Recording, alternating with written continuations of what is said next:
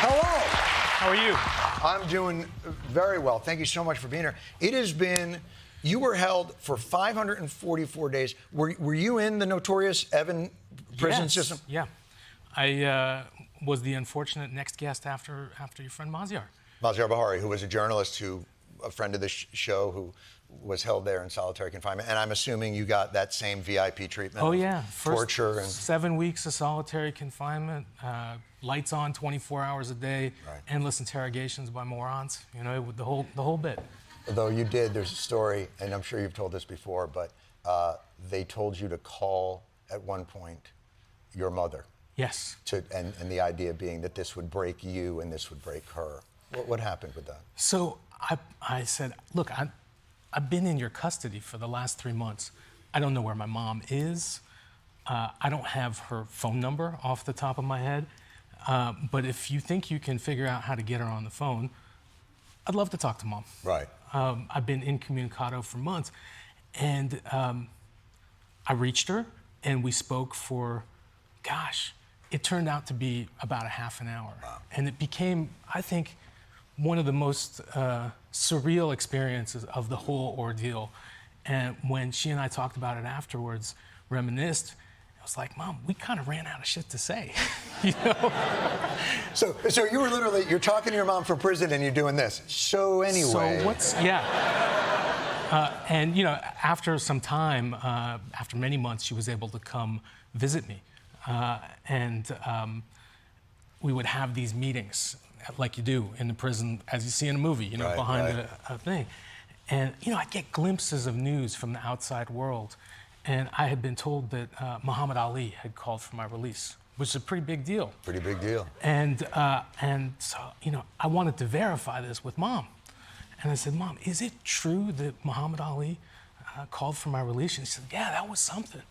I said, you're telling me that the 2 most influential Muslims in America have called for my release? She said, Muhammad Ali and Keith Ellison? And I said, no, Muhammad Ali and Obama. Perfect. So you got to keep laughing in those situations. No, it's not easy. Maziar said the same thing, that the Yeah. only thing that kept him through the darkness was that sense of humor and attachment to those that he loved. And that was 10 years ago, 11 years ago. 10 years ago, I got out. 10 years ago. Just last week, yeah. And is it, you know, and I'm not, what Iran is going through right now is so heartbreaking. You came out of, you know, the Green Revolution was this moment in 2009 where it sort of, you really thought maybe there is this reformist Mossavi that's going to run against Ahmadinejad, and then those protests end violently and all that, and they've gone through the Masa Amini and all these other protests, yep. They end violently. Did this moment feel different to you when they started protesting in Iran before the horrible crackdown? Was it different than what we saw in 2009? Yeah, I think what we've seen over the last 17 years since 2009 was the rate of protests picking up. You know, for the last 47 years of the existence of the Islamic Republic, there's always been protests, but sporadic, fewer and farther between. And in the last 5 or 6 years, it's almost been annually and spread across the entire country. And this time around, people all over the country in vast numbers. And you know, it's a kind of feat of nature. It's organic because all opposition leadership has been snuffed out, executed, imprisoned, exiled. Sure. So, you know, this is just mass discontent at a level that we've never seen before. People calling for the end of the system. You'll remember in 2009, they wanted their vote.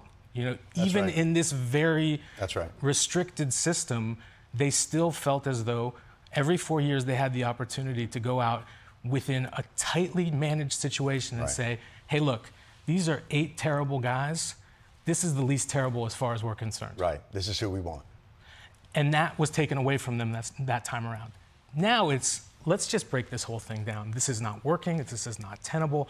Our life is getting worse and worse. Right. Our standard of living is decreasing by the day, and you have no answers and no credible path to a better future for us.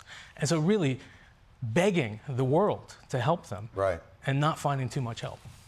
Well, that, the help. And one thing also to discuss with Iran, there are parallels here. Obviously, here, what's going on is a hint of that, is a slight coloring of it. It's not what they're experiencing over there, the horror that they're experiencing.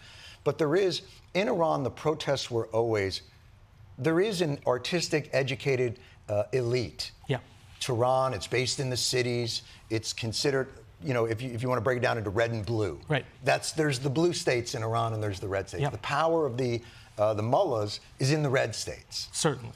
So it would be like, normally when they crack down, like in 2009, it's like sending a masked force of thugs into like a blue city like, I don't know, Minneapolis. So it's like that. Yeah. This is much broader than that. This is not the elites rising up. This is everybody. And Iran, we forget, is a multi-ethnic country, lots of different languages, Azeri Turks in the north, Baluchis, Kurds, Afghans, everybody rising up. And actually, what's really unique about these protests and the Mahsa Amini protests in 2022 is this sort of a call and response between these different ethnic and religious groups saying, we support you. I think the truth is that Iranians, whether they're Muslim, Shia, Sunni, Christian, Jewish, Zoroastrian, Baha'i, Sufi, they think of themselves as Iranian first. And that's something that goes back 2,500 years, and I think it's something worth preserving. Why do you think, in '79, when they had the more fundamentalist revolution, the Shah's army turned? The revolution happened because the guys with guns went, you know what? We can't do this. These guys, we're going with you. Yeah. Why do you think that hasn't happened? I saw there was a few pieces of footage I saw of some besieging, sort of the guys that you see on the motorcycles with the glove switching. But that's it. It doesn't seem like it's gotten through to them. I think it's the ideological fervor mixed with the fact that they can still sort of buy the loyalty of those kinds of people. When they can't buy that loyalty anymore, you'll start seeing them switch real fast. But that hasn't happened yet. And I think when it does happen, that's game over, right? But I haven't seen visible signs of that yet. And what we're talking about, even with the 2009 protests where people were killed and the Mahsa Amini protests where people were killed, early numbers that came out of there were, 2,500 people or something along those lines. And now they're saying, no, it's actually tens of thousands of people were slaughtered by this regime. It's not something that people can go back to their daily lives after. I've been able to communicate with some relatives and friends back in Iran, and the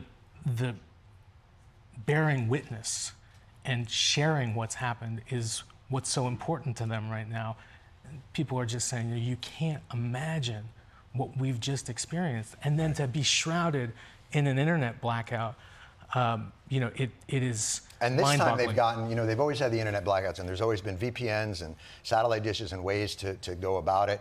Total blackout. This feels like they're weeks. More sophisticated with their methodology. Yes, and I think one of the things that we can credibly do as the United States and the entire global community of nations is support Iranians staying online, and it's the thing that we've been promising them since 2009. In 2009, they did shut down the internet. Internet wasn't as big a part of Iranians' lives as it is right now. And every time, each one of these rounds of protests, when they slaughter innocent people, America says, doesn't matter if it's a Democrat or Republican, we're not going to let this happen again. We're going to keep you online. We're going to help you organize. And we haven't done it yet.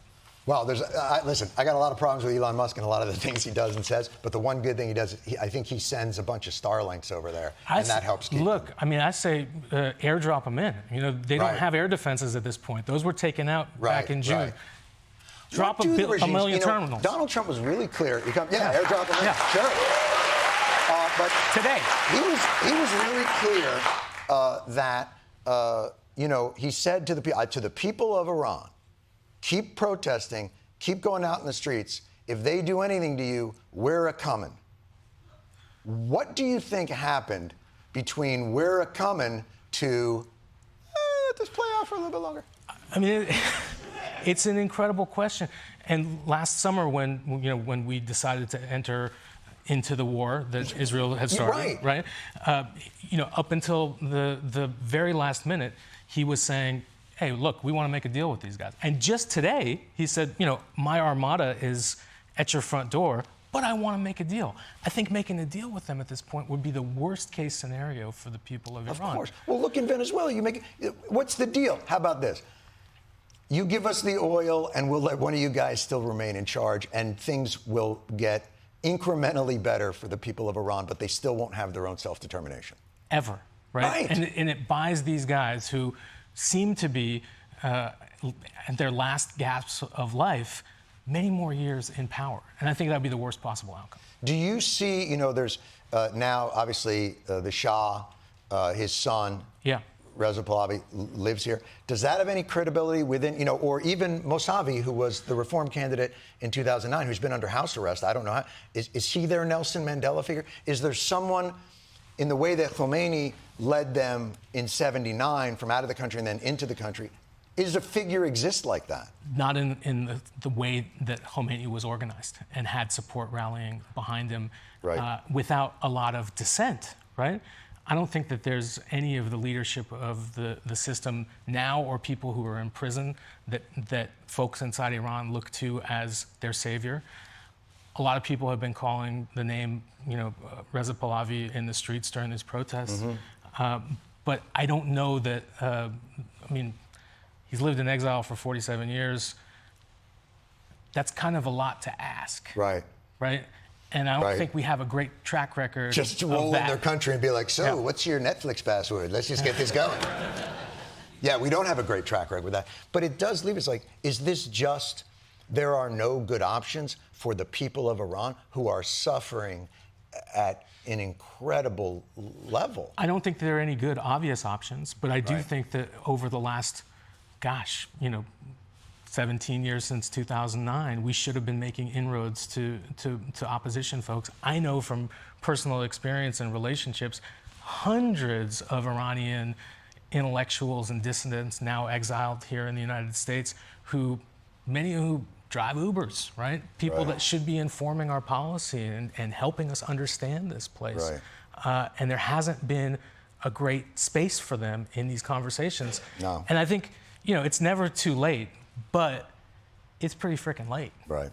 And in terms of understanding, our ability to understand those things is getting worse and worse. You are at the Freedom Desk at the Washington Post, which it's the Washington Post. Like, you're on the Freedom Desk. Do you get like a window, or are you in a door? Like, are you in a closet? Like, it's the Washington Post. Like, these guys, they spend $80 million on a Melania documentary, and yet they're cutting all the reporting overseas. I mean, do you just walk in there and go like, where's Bezos? Or Bezos, however you're. What? You know what? Let's spend a little less on the boat foam wedding party and keep some reporters in Tehran. I know that you can't say anything, so I'm just going to keep talking. Well, Can I keep talking? I'm not here to trample on your First Amendment rights. You know what? Thank you so much for saying that. It is the level, just in terms of being there, the level of frustration. I mean, the United States government just raided a reporter in the Washington Post, raided their house. Seized devices, do all things. You're on the press freedom desk at that newspaper. Your owner has, I would assume, 24/7 access to him. They just did a screening. How can this happen? How do we protect the press freedom at home so that we don't become Iran? Well, I can't speak to anyone else's thinking besides my own. But careful, Jason. No, but I will tell you that day in and day out, and we've seen our staff increase and decline in numbers throughout the entire time that I've been at the Washington Post, coming up on 14 years. We've consistently punched above our weight, broken incredible stories from Ukraine to the White House, right? We're at the front line of this every single day. We're going to be continuing to do that. No matter. Bring it home, Jason. Come on, Jason. Bring it home. We need you on that wall. Come on, brother. Preach. The Washington Post is never going to back down from from covering these stories. We have the most incredible staff in the business. And I promise you, whoever goes to work in that building tomorrow, the next day, a month from now, is going to keep breaking stories, keep holding power to account better than anybody else. Sign up for the Freedom Desk newsletter of the Washington Post. Let me tell you something. If there's anybody that I can trust to continue this effort without fear of failure, it's a guy who had to spend 544 days in one of the most difficult places on this entire earth, and to do so with your integrity and your soul intact is a monumental human achievement, sir. And I cannot help but salute you in all of that. Jason Rezaian.